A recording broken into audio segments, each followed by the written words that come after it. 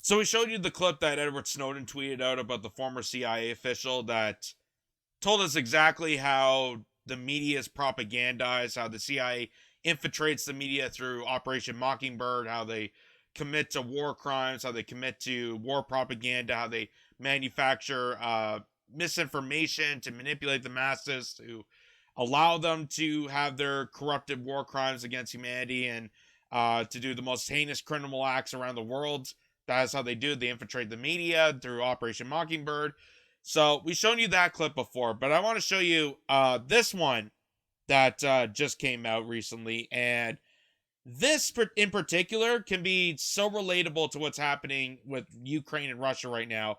And it's one of the things that I just can't let it bypass. I have to show you this. So just to give you some context of who I'm about to show you here.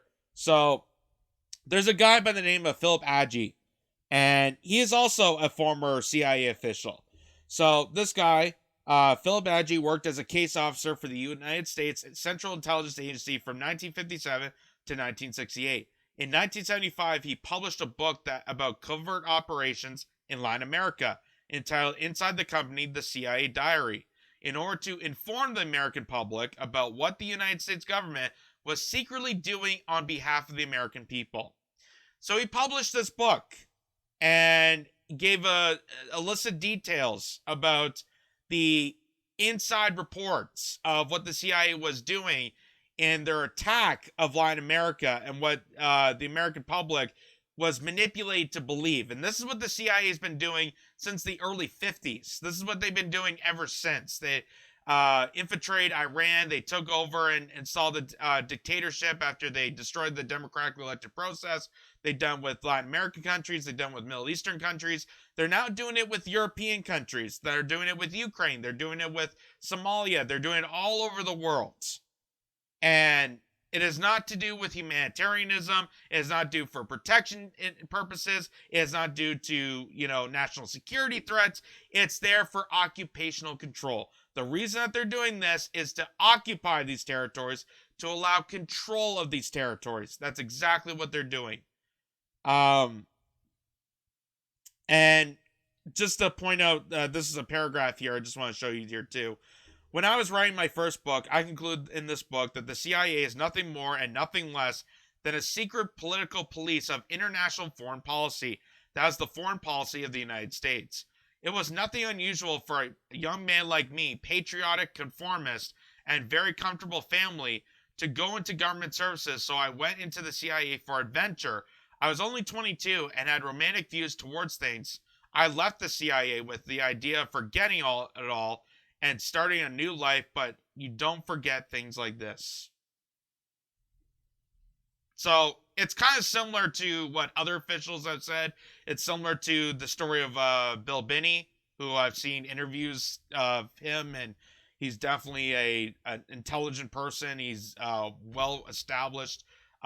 Same with Edward Snowden. If you know the backstory of his pursuits in the CIA and how he thought he was doing good, and then he left because the NSA and the CIA were doing intelligence to oppress people, and how they were using and spying and abusing citizens through that process. So it's exactly what he's saying, that these intelligence communities have nothing to do with security. It's there to oppress people. It's there for occupational control, for the elites to oppress the peasantry, or the plebes, or the 99%, whatever word you like to describe here. So there's a video here. Another ex-CIA official is spilling the beans here, and he's about to talk about how the United States, back in the day, took over the German war against the Soviet Union. So what happened was the Soviet Union, the Russians, were occupying control in Europe, and the Germans at the time were conflated by this, and they were the ones going to attack the Soviet Union. Well, the United States came in and said, Germany, we're going to take over this. We're going to send you some aid, but we're pretty much in coherence with us fighting against the Soviet Union. and how the CIA got involved. They uplifted Nazis. Again, very similar to what's happened with Ukraine, because you have two countries that have been in disagreement for a long time, and all of a sudden the United States just magically gets involved and says, "Oh, hold on, Ukraine, we'll take over this. We'll send you money. We'll infiltrate your military, but really it's us versus the Soviets. It's us versus Russia, and we'll just take over this. We'll extend the powers of Nazis. We'll extend the power of war criminals, and we'll do the bloodshed. We'll do the tyranny. We'll overtake your country." And expect the general public to go along with this by manipulating this in the media. So listen to how very similar, eerily similar, this sounds to modern day, the modern day situation of U.S., NATO, Russia, Ukraine. Take a listen to this. There is a continuity between the fascist and Nazi movement of the 20s and 30s and 40s, the Mussolini, Hitler, and various other countries, with what's happening in Western Europe and the United States today. Because one of the most phenomenal things that has occurred, and hasn't gotten all that much publicity except with Oklahoma City, it is beginning to, is the growth of the extreme right in Europe and in the United States. That is Western Europe and the United States and Canada, over the last 10 or 15 years. To me, it's really alarming. And it's due in part to the fact that United States policy after the war in Western Europe kept these movements alive. And they used the Nazis and the SS and the war criminals to continue the war against the Soviet Union. That is, the United States just took over the German war against the Soviet Union and used these people to continue it, but not as open warfare with troops and so forth. It was an underground warfare. It was the Cold War. And the CIA was one of the most important, if not the most important, instruments in the Cold War in carrying on this struggle against the Soviet Union and all of Eastern Europe, its allies.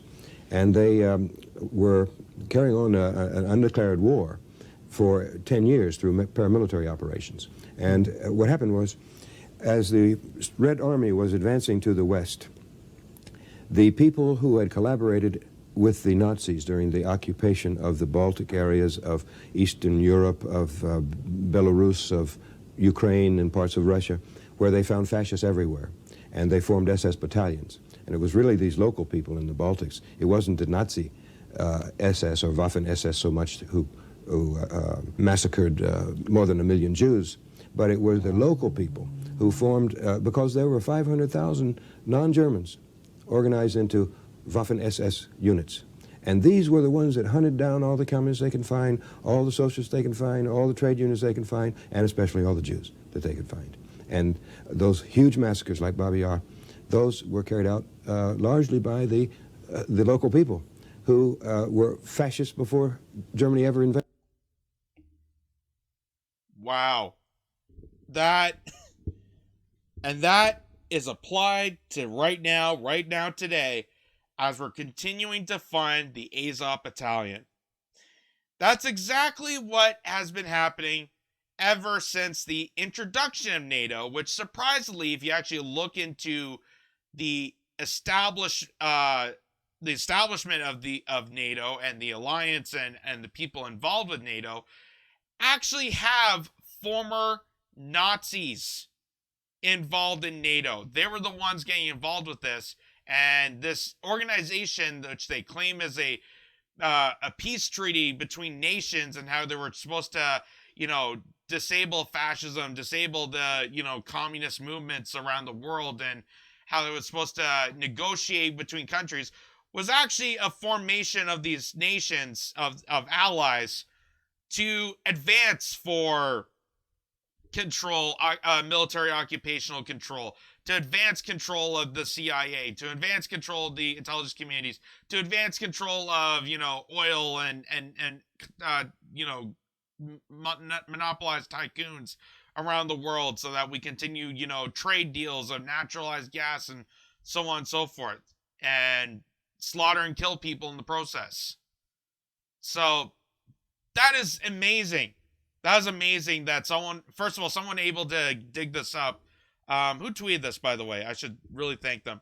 That was from Maria, Real One Maria. Thank you so much for digging this up and showing this. And I want to show it to you here because, again, this is something that should be seen and not just thrown under the rug, not just pretend that, we don't care about this, because it is so goddamn relatable to what is happening right now and how the CIA, the United States, and NATO and other countries around it will continue to fund far-right programs and will continue to fund Nazis and conformed white supremacists and the people that we're supposed to be against and they claim to be against. They're the ones that are actually aiding the genocides. They're the ones that are aiding the people that are doing the most hateful destruction to innocent human beings. They're the ones that are perpetrating this to continue on this so we can advance more warfare, go against, the Soviets, which are the claimed enemy. There's the supposed boogeyman that we're supposed to, make believe is actually true, which couldn't be farther from the truth. The real boogeyman that you're supposed to be petrified of is your own government. Your own government that sold you out, completely belittled you, completely screwed you over a new one, hijacked all your resources, hijacked all your assets and your finances, and sold you out in the street to another country to fund Nazis. Okay, those are the people you should be horrified by. Those are the people that are the real evil, sick bastards. Not Putin, not the Russians, not anybody else, not professors that are pointing this out, or people like me or Jimmy Dore or anything like that. The real people are the ones that are selling you out to continuization of the military-industrial complex, domination over every single individual. And this is as true as it was then as it is today. And unfortunately, this guy is no longer with us. I think he died in 2008. I do believe that's 1935 to 2008. And I wish there was more people like him. I really wish there was more people like him. Obviously, there's Bill Binney, who is an expert on, how metadata is, contracted through the CIA and how they use the data to harvest all your personal information and abuse you that way. That's also,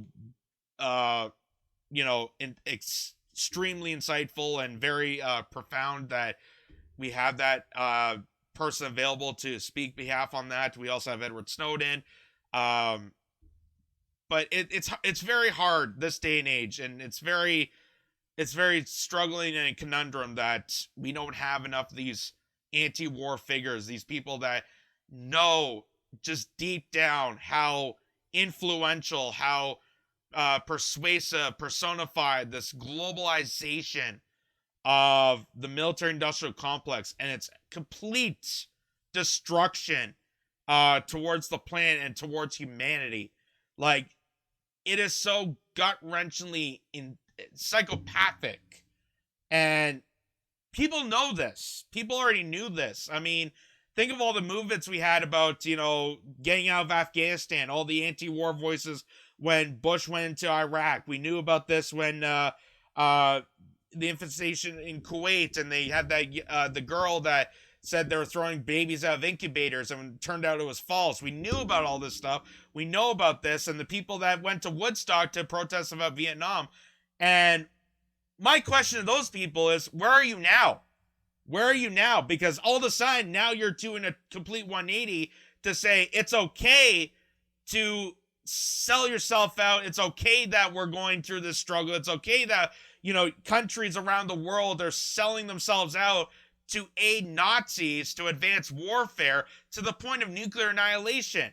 Where's your persona of being anti-war? Where's those anti-war voices now? They completely sold you out. They're completely blindsided by manipulation. They're completely blindsided by the propaganda. And it's just downright devastating. It is downright devastating. And it's hard to believe that someone like me, a 20-something-year-old Canadian kid in his basement doing a shoestring podcast, is able to be clear about this and level-headed. When it comes to this, I'm very anti-war. I don't want war to begin with, period. I don't side with anybody when it comes to war. I think, all wars don't have winners. They just have losers. They have dead bodies. They have, people that have been prosecuted and tortured and executed, and the suffering that people, deal with in long periods of time. You think of Middle Eastern countries. Yeah, we're out of Afghanistan, but what good did that do? What good was, being in there? What good was any of this?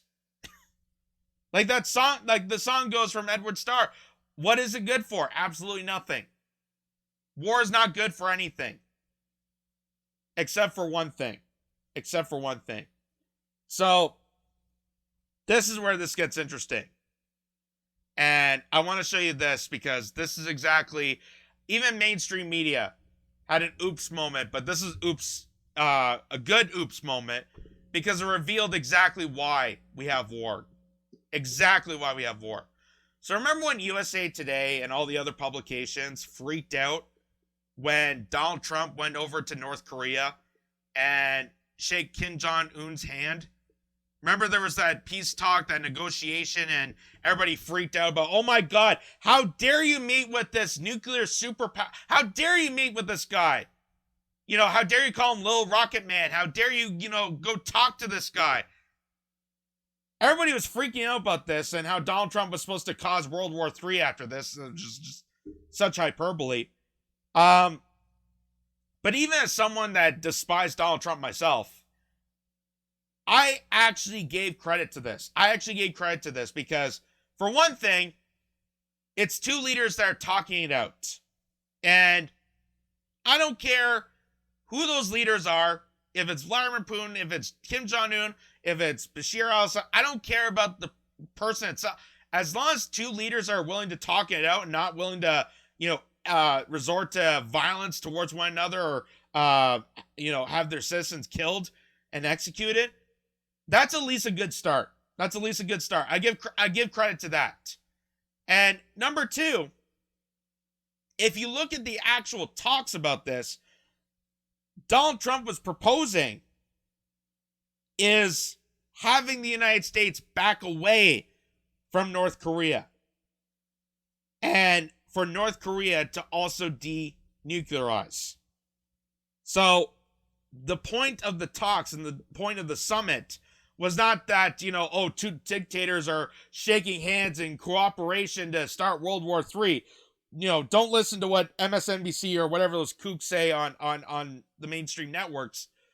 The whole point of it was to de-escalate war, de-escalate the tensions. Because people don't sit down and ask, why exactly does North Korea have nuclear capabilities? Why is North Korea so heavily on militarization? Why they have so much weaponry? Maybe it's because we've been pressuring them. Maybe it's because we're the ones that are trying to advance more warfare in North Korea. And of course, North Korea wants to defend itself. It's a simple process. Every country wants to defend itself. That's kind of the point of military. It's supposed to be a defense. But in the case of the United States doesn't defend anything. It offends everybody else. It goes on the offense and oppresses everybody else, which is exactly why North Korea built up its military, and they've escalated to this point. And what Donald Trump, it took a game show host, and I think that's what people were so baffled about. It took a game show host for someone to finally realize, hey, let's talk this out so we can de-escalate the situation. It's basically the same rhetoric they tried to use with Tulsi Gabbard when she met with Bashir al-Assad. They sat down, they talked it out. They said, trying to negotiate to a peace deal, have some diplomacy, which is something I always, no matter who the people are, if it's Republican or Democrat or liberal or conservative, I don't care who it is.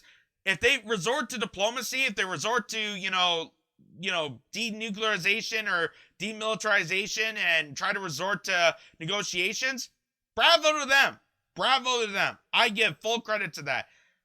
But here's where USA Today spills the beans. Because as the handshake happened, talk of peace sinks U.S. defense stocks. That's why we do war, ladies and gentlemen. That's exactly why we do war. Any of the shit that they say about, humanitarianism, or we care so much about the people, or, we're trying to defend the innocent lives of the civilians that are over X country or X territory. they don't mean shit. They don't mean shit. The reason that we do war is exactly that. The U.S. defense stocks are in trouble. That is why we went to Ukraine. That's why we're doing warfare with China. That's why we're manipulating the general public to say that Russia is a threat or China is a threat, which is absolutely hysterical. That's why we do Middle Eastern countries. That's why we go into Latin America. We hijack their resources. We sell them at a greater value. And U.S. defense stocks continue to climb and Wall Street benefits off it. And everybody else that doesn't want war to begin with is doomed in the process. That's exactly what happens. And they orchestrate through, the intelligence communities, through the White House, or the media, to orchestrate this and manipulate the general public to advance this. I forget who said, but there's a common saying. There's a common saying that everyone's against war. Everyone has a common consensus against war. Nobody wants to be in battle. Nobody wants to be in bloodshed. As soon as the first lie is dropped. As soon as there's a big lie that's dropped, then things turn. Then things escalate. Then people get manipulated and say, well, maybe war is not that bad.